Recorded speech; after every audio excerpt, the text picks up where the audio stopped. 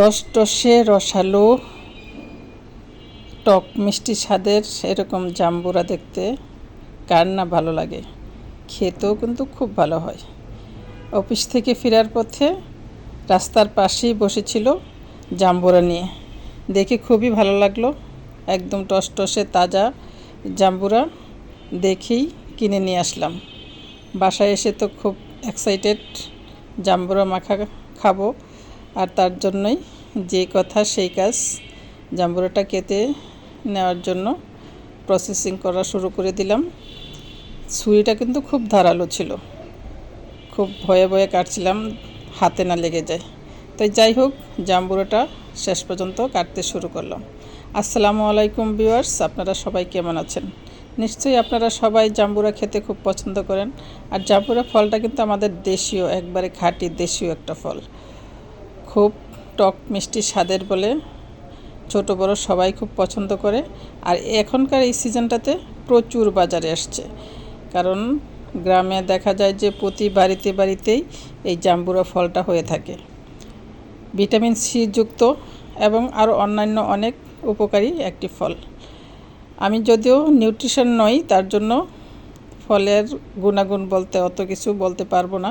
তবে হ্যাঁ, খেতেও টেস্টি, তবে ভিটামিন সি যুক্ত তো বটেই, কারণ হচ্ছে এটা খুব টক মিষ্টি স্বাদের।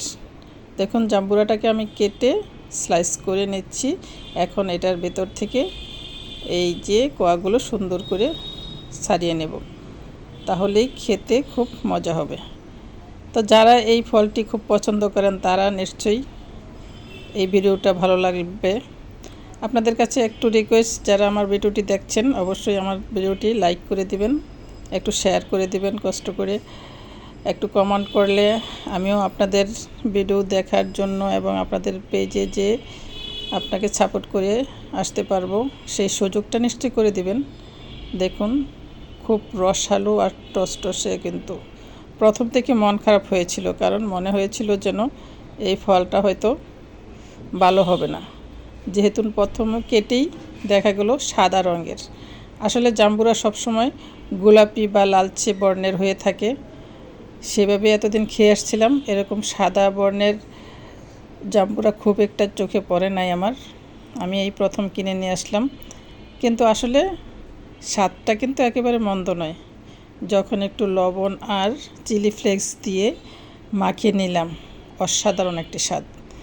দেখতে যেমন লোভনীয় হয়েছিল, তেমনি স্বাদেও কিন্তু।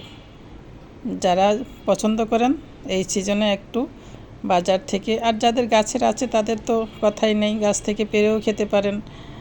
আর এটা খেলে অবশ্যই আপনার দেহের পুষ্টির অভাব পূরণ হবে। দেখুন, মেখে নিচ্ছি, আর কত সুন্দর টসটসে ঝরঝরে, খেতে খুব ভালো লাগলো।